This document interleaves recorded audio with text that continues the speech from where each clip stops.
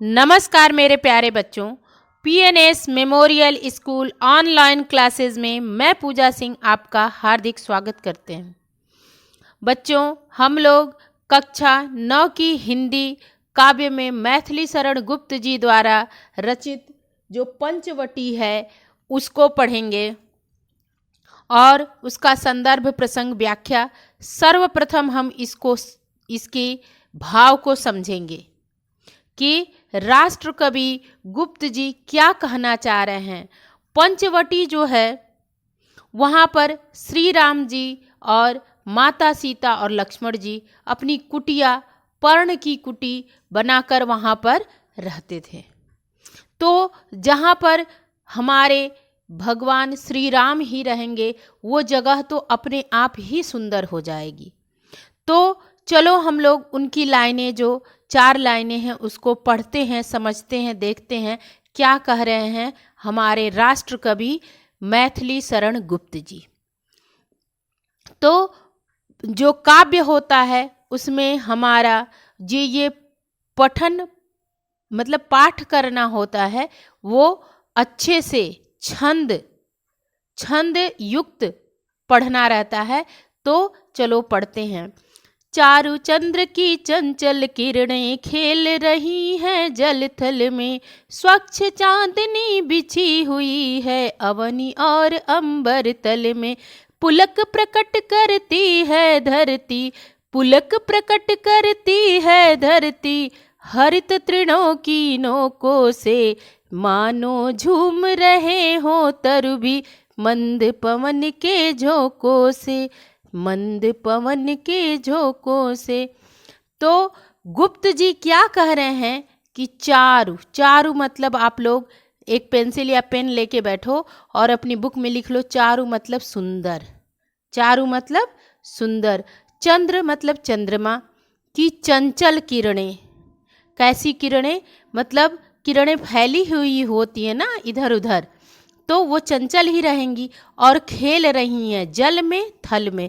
थल मतलब जमीन पर और जल मतलब पानी में, यानी हर जगह चंद्रमा की सुंदर किरणें फैली हुई हैं। स्वच्छ चांदनी बिछी हुई है, यानी जब चंद्रमा की बात हो रही है तो रात की बात हो रही है, तो रात चांदनी रात है और वो भी स्वच्छ निर्मल चांदनी कैसी बिछी हुई है, कहाँ बिछी हुई है? अवनी और अंबर तल में। अवनी मतलब पृथ्वी, अंबर मतलब आकाश में। तो चंद्रमा की सुंदर किरणें चांदनी बिछी हुई है कहाँ? अवनी पृथ्वी पर और आकाश तक, आकाश से लेकर पृथ्वी तक। फिर पुलक प्रकट करती है धरती हरित तृणों की नोकों से। पुलक मतलब रोमांचित, पुलकित, हर्षित, ठीक है, मतलब खुश हो रही है, क्या कर रही है? अपनी खुशी प्रकट कर रही है धरती पृथ्वी हरित तृणों की नोकों से, मतलब हरे हरे छोटे छोटे जो घास होते हैं ना उसकी नोकों से वो क्या अपनी खुशी प्रकट कर रही है। जैसे हम भी खुश होते हैं ना तो हमारे रोए खड़े हो जाते हैं, हमारे अंदर कोई भाव ऐसा प्रकट होता है, पुलकित होते हैं, हम रोमांचित होते हैं, हर्षित होते हैं, तो हमारे जैसे रोए खड़े हो जाते हैं। वैसे धरती के रोए कौन है? ये घास के छोटे छोटे नोक, ठीक है। तो हरे हरे तृण मतलब घास के छोटे छोटे नोकों से पृथ्वी अपनी प्रसन्नता प्रकट कर रही है। मानो झूम रहे हैं तरु भी, और तरु मतलब पेड़ क्या झूम रहे हैं मंद पवन के, यानी जो धीरे धीरे हवा चल रही है उसके झोंकों से झूम रहे हैं। जब हम खुशी मन से कोई गाना गाते हैं, गुनगुनाते हैं तो कैसे झूमते रहते हैं, वैसे ही पेड़ भी, तरु भी झूम रहे हैं। ठीक, अब हम लोग संदर्भ और प्रसंग व्याख्या देख लेते हैं। संदर्भ क्या है कि प्रस्तुत पद हिंदी काव्य में संकलित एवं मैथिली शरण गुप्त द्वारा रचित खंड काव्य पंचवटी से लिया गया है। और प्रसंग क्या है कि यहाँ कवि ने पंचवटी के प्राकृतिक सौंदर्य का सजीव चित्रण किया है। अब व्याख्या देख लेते हैं कि गुप्त जी कहते हैं कि सुंदर चंद्रमा की किरणें जल और थल में फैली हुई हैं, पृथ्वी और आकाश में स्वच्छ चांदनी बिछी हुई है, हरी हरी घास की नोकें ऐसी लगती हैं मानो वे पृथ्वी के सुख से रोमांचित हो रही हैं, वहाँ के सभी वृक्ष मंद मंद वायु के झोंकों से झूमते प्रतीत होते हैं। काव्यगत सौंदर्य है, में लिख लीजिए आप लोग। अब देखो यहाँ पे एक चीज आप लोग को बताना भूल गई मैं कि चारु चंद्र की चंचल किरणें यानी चौ चौ की आवृत्ति हो रही है, तो अनुप्रास अलंकार है। कौन सा अलंकार है? अनुप्रास। और क्लास 9th में अलंकार में आप लोग का अनुप्रास है ना, तो च च की आवृत्ति हो रही है। और जल ल थल ल, तो यहाँ पर भी अनुप्रास अलंकार है।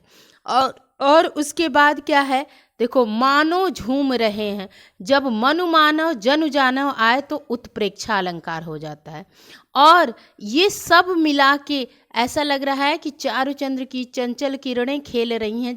जैसे कौन खेल रहा है? कोई लड़की खेल रही है, तो यहाँ मानवीकरण अलंकार हो गया। मतलब इसको ऐसा गुप्त जी ने, ऐसा मैथिली शरण गुप्त जी ने ऐसा प्रस्तुत किया है जैसे कोई लड़की खेल रही हो, तो ये मानवीकरण अलंकार है। तो यानी इन चारों पंक्तियों में कौन कौन सा अलंकार है?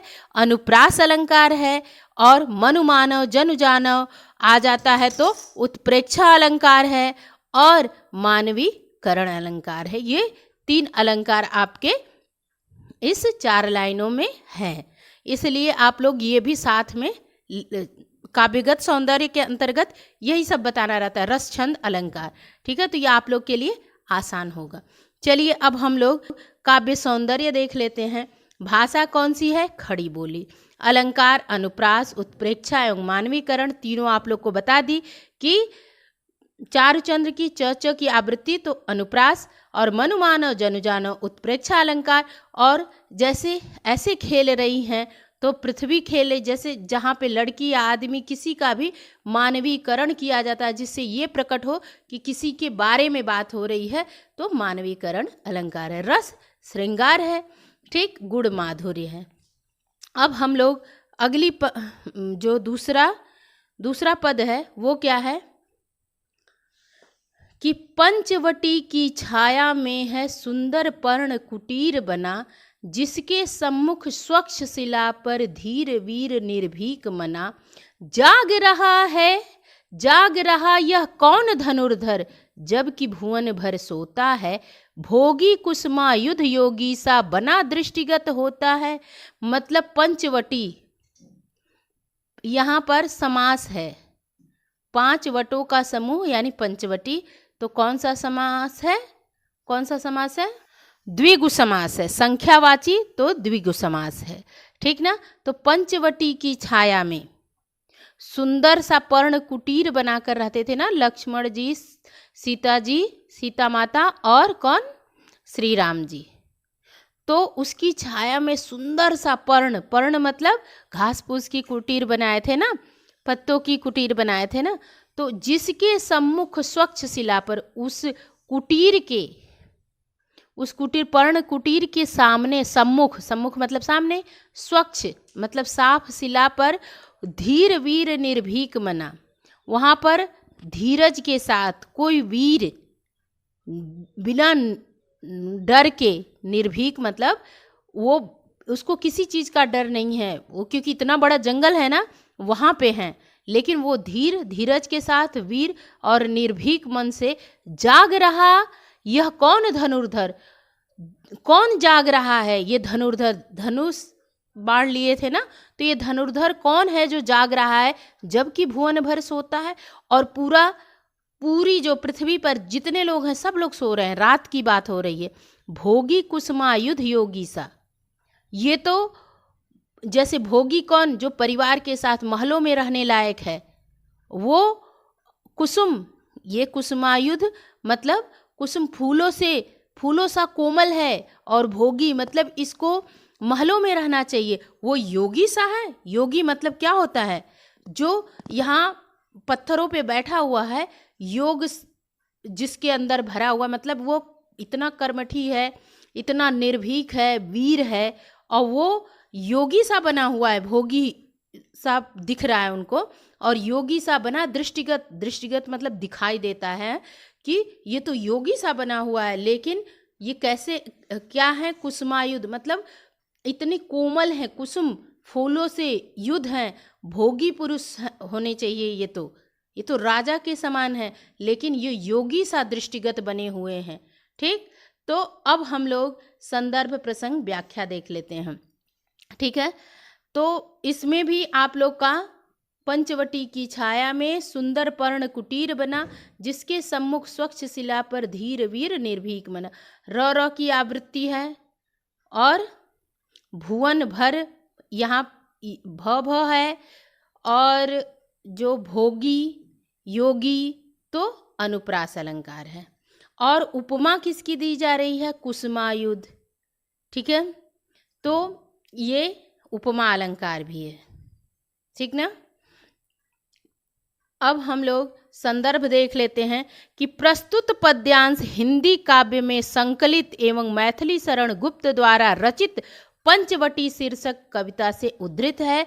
इसमें प्रहरी के रूप में लक्ष्मण का सुंदर चित्रण किया गया। लक्ष्मण का कर लेना प्रसंग, और व्याख्या लिख लो आप लोग कि कवि कहता है कि पंचवटी की घनी छाया में एक सुंदर पत्तों की कुटिया बनी हुई है।